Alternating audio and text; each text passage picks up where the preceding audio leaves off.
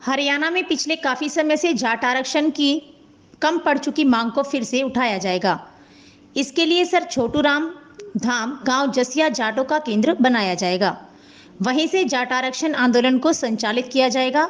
ये बात सतरोलखा प्रवक्ता और जाट आरक्षण संघर्ष समिति से जुड़े धर्मपाल बड़ाना ने हिसार में पत्रकारों से बातचीत के दौरान कही। वो हिसार में जाट धर्मशाला में आयोजित एक श्रद्धांजलि बैठक के बाद पत्रकारों से बातचीत कर रहे थे। ये श्रद्धांजलि बैठक जाट आरक्षण आंदोलन के तहत भड़की हिंसा में मारे गए सुनील श्योरान और संदीप कड़वासरा को श्रद्धांजलि देने के लिए आयोजित की गई थी। इसमें जाट समाज से जुड़े लोगों ने हिस्सा लिया और जाट आरक्षण को लेकर आगे की रणनीति बनाई। उन्होंने कहा कि आरक्षण की गेंद अब राज्य सरकार के पाले में और सरकार पर राजनीतिक दबाव बनाया जाएगा, जिससे जाटों को उनका हक मिले। इस पर भी सरकार नहीं मानती है तो समाज आंदोलन से भी पीछे नहीं हटेगा।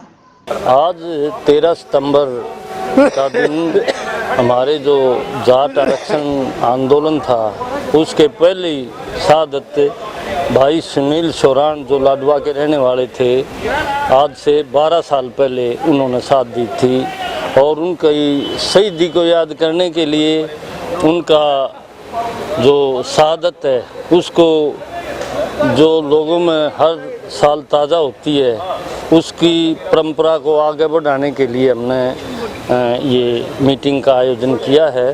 और इसमें मुख्य रूप से ये बात आई है कि भाई 13 सितंबर का दिन जाट समाज के लिए बड़ा एक दिन हो और पूरे जितने भी जाट आरक्षण आंदोलन में शहीदी पाने वाले लोग हैं, उनको सामूहिक रूप से आने वाले समय में ये शहादत 13 सितंबर की हर साल मनाई जाए और सामूहिक रूप से मनाई जाए।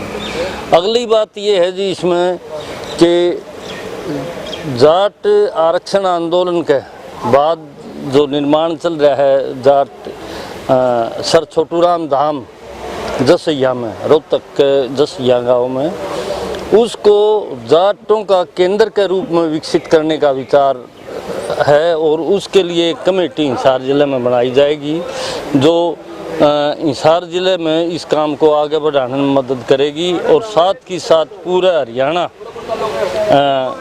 के लोगों को जोड़ के न सर छोटू राम धाम जसिया को एक केंद्र के रूप में विकसित करके न और आने वाले समय में जाट कौम के लिए जो आरक्षण का सवाल है, उसको आगे बढ़ाया जाएगा, उसकी लड़ाई को आगे बढ़ाया जाएगा।